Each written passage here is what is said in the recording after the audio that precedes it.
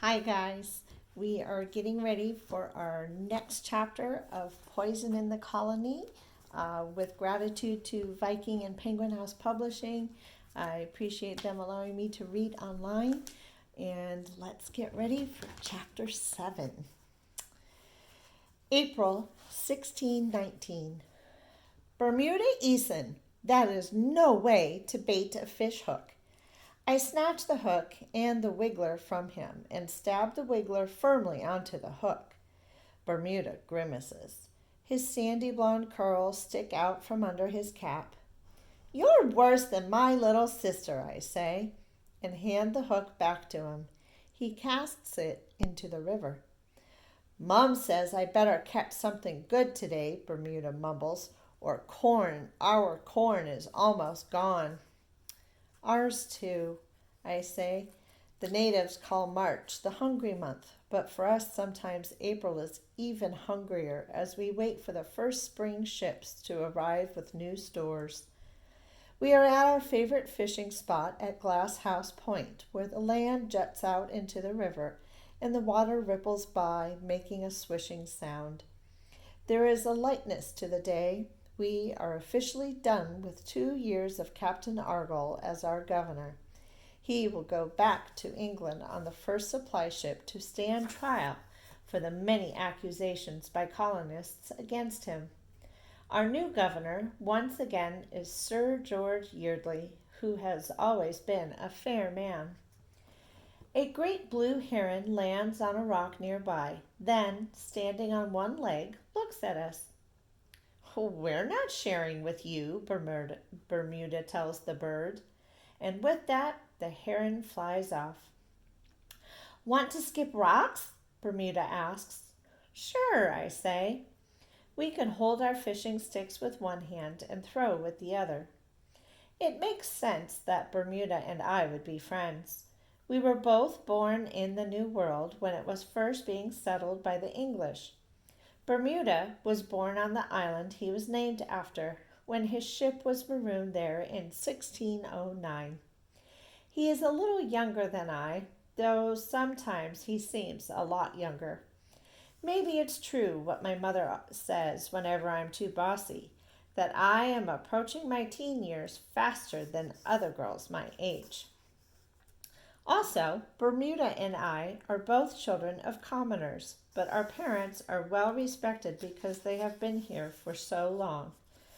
They are among the group called the Ancients, even though my mother is only 25 and my father is in his 30s. Bermuda sends a flat rock skimming across the water, ending in a staccato of tiny skips. Ha! 14! Bermuda grins, proud of himself.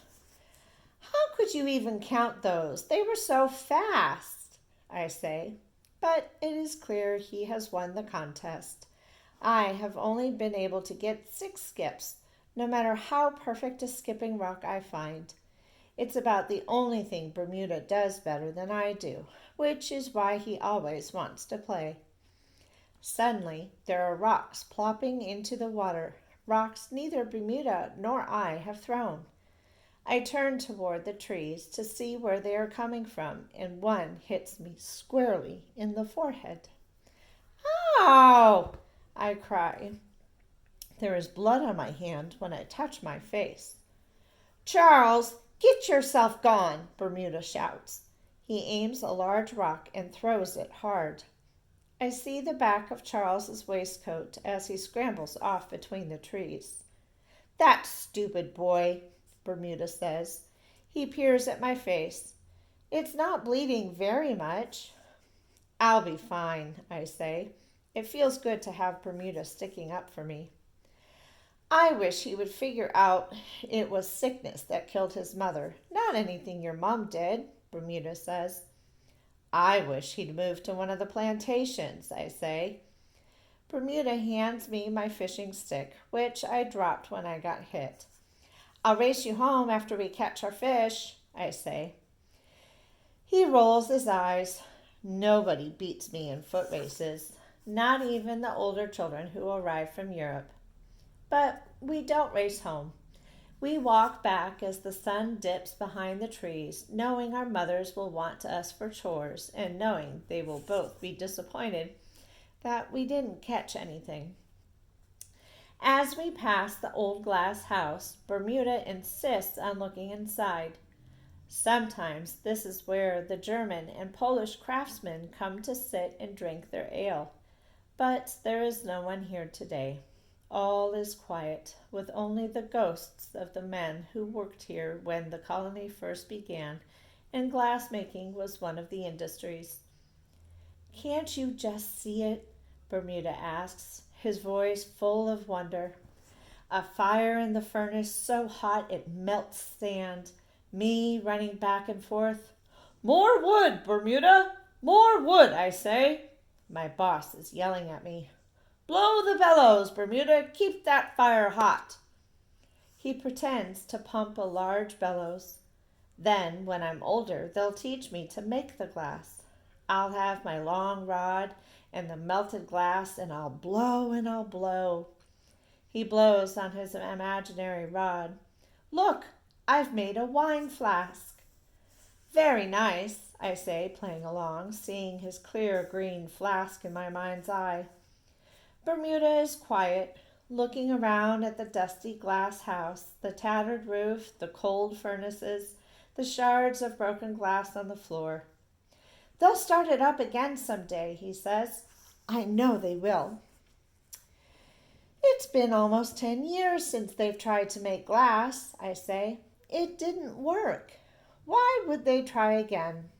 He huffs at me. It did work. My dad still has a drinking glass that was made here. You know what I mean. It didn't make enough money when they sold the glass in England. That's all the company cares about. Profits.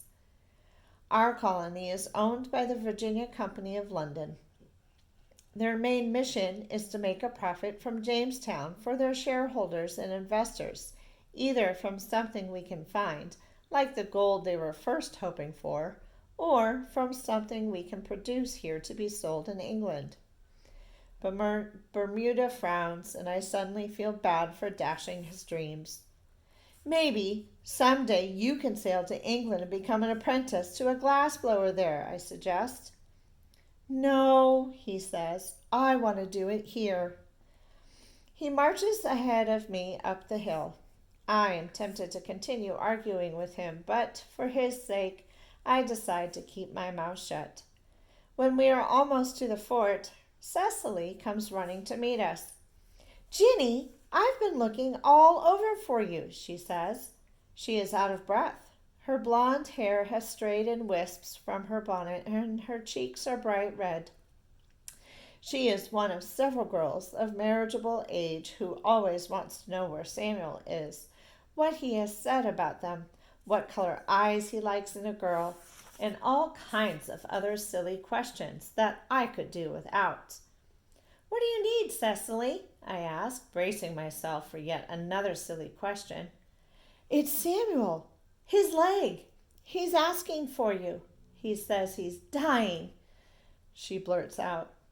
I toss my fishing stick to Bermuda. Where is he? I demand. At your cottage. I take off running. And that's our chapter for today. Come back tomorrow to find out what happens with Samuel and Virginia in Poison in the Colony, Chapter 8.